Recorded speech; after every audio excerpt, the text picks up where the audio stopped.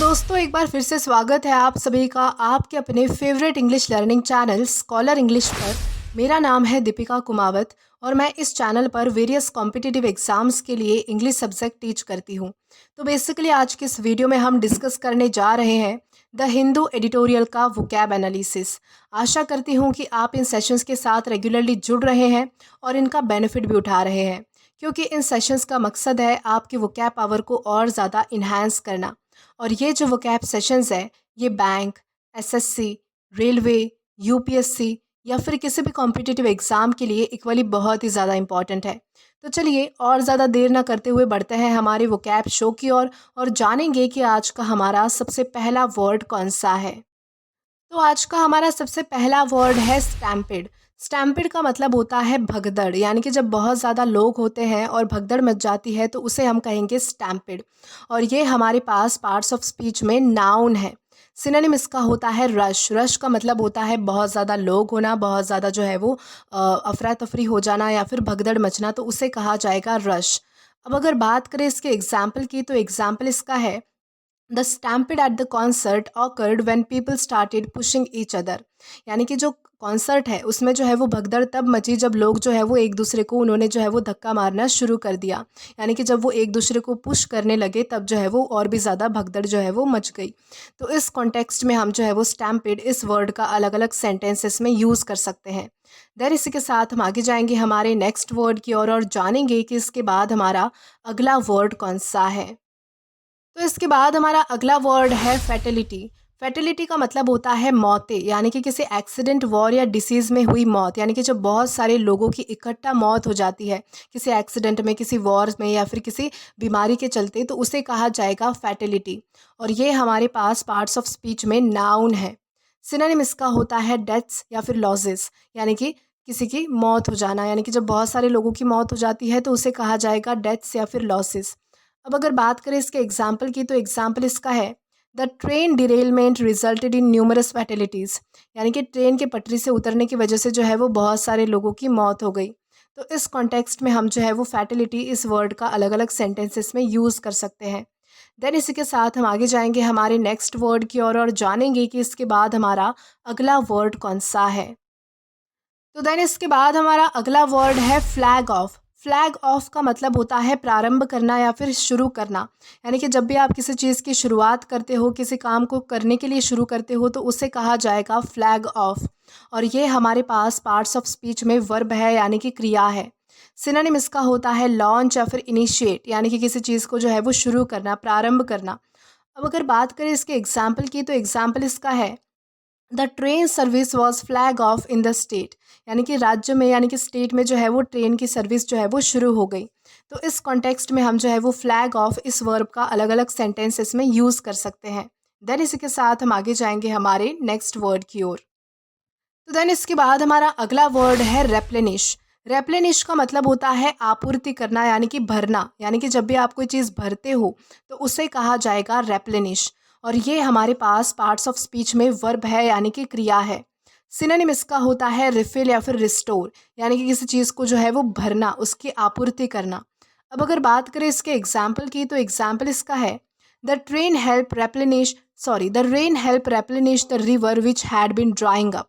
यानी कि जो बारिश है उसके वजह से जो है वो सूखी हुई नदी को भरने में जो है वो बहुत ज़्यादा मदद मिली। तो इस कॉन्टेक्स्ट में हम जो है वो रेप्लेनिश इस वर्ड का अलग अलग सेंटेंसेस में यूज़ कर पाएंगे। देन इसी के साथ हम आगे जाएंगे हमारे नेक्स्ट वर्ड की ओर और जानेंगे कि इसके बाद हमारा अगला वर्ड कौन सा है। देन इसके बाद हमारा अगला वर्ड है बॉल्स्टर। बॉल्स्टर का मतलब होता है समर्थन करना या फिर मजबूत करना। यानी कि जब भी आप किसी चीज़ को मजबूत करते हो, स्ट्रेंथन करते हो या फिर किसी चीज़ का सपोर्ट करते हो, तो उसे कहा जाएगा बॉल्स्टर। और ये हमारे पास पार्ट्स ऑफ स्पीच में वर्ब है, यानी कि क्रिया है। सिनोनिम इसका होता है सपोर्ट या फिर स्ट्रेंथन, यानी कि किसी चीज़ की सहायता करना, समर्थन करना या फिर उसे और भी ज़्यादा मजबूती देना। उसे कहा जाएगा सपोर्ट या फिर स्ट्रेंथन। अब अगर बात करें इसके एग्जाम्पल की तो एग्जाम्पल इसका है the NGO is bolstering its fund raising campaigns to help more people. यानी कि एनजीओ जो है वो अपने फंड रेजिंग कैंपेन्स को जो है वो और भी ज़्यादा सहायता कर रहा है, और भी ज़्यादा सपोर्ट कर रहा है, या फिर और भी उसे ज़्यादा मजबूत बनाने की कोशिश कर रहा है, ताकि वो और भी ज़्यादा लोगों को जो है वो मदद कर सके। तो इस कॉन्टेक्स्ट में हम जो है वो बॉल्स्टर इस वर्ड का अलग अलग सेंटेंसेस में यूज़ कर सकते हैं। देन इसी के साथ हम आगे जाएंगे हमारे नेक्स्ट वर्ड की ओर और जानेंगे कि इसके बाद हमारा अगला वर्ड कौन सा है। तो देन इसके बाद हमारा अगला वर्ड है do away with. Do away with का मतलब होता है समाप्त करना या फिर ख़त्म कर देना। यानी कि किसी चीज़ को जो है वो टालना, या फिर किसी चीज़ को जो है वो अपनी लाइफ से निकाल देना, उसे ख़त्म कर देना, उसे कहा जाएगा डू अवे विथ। और ये एक फ्रेजल वर्ब है। सिनोनिम इसका होता है अबॉलिश या फिर एलिमिनेट। अबॉलिश का मतलब होता है किसी चीज़ से जो है वो कोई रिलेशन ख़त्म कर देना, यानी कि किसी चीज़ को जो है वो अपनी लाइफ से निकाल देना, किसी चीज़ से जो है वो कोई चीज़ ख़त्म कर देना, समाप्त कर देना। एलिमिनेट का मतलब होता है निकाल देना। अब अगर बात करें इसके एग्जाम्पल की, तो एग्जाम्पल इसका है she needs to do away with bad habits if she wants to improve her health. यानी कि उसे जो है वो अपनी लाइफ में हो रही जितनी भी उसकी बैड हैबिट्स है, यानी कि जितनी भी उसकी गंदी आदतें हैं, वो उसे ख़त्म करनी होगी, या फिर वो उसे जो है वो बाहर करनी होगी अपनी लाइफ से, अगर वो अपनी हेल्थ को इम्प्रूव करना चाहती है तो। यानी कि उसे अगर अपनी हेल्थ इम्प्रूव करनी है तो उसे जो है वो सारी आदतें छोड़नी पड़ेगी, सारी बुरी आदतें छोड़नी पड़ेगी।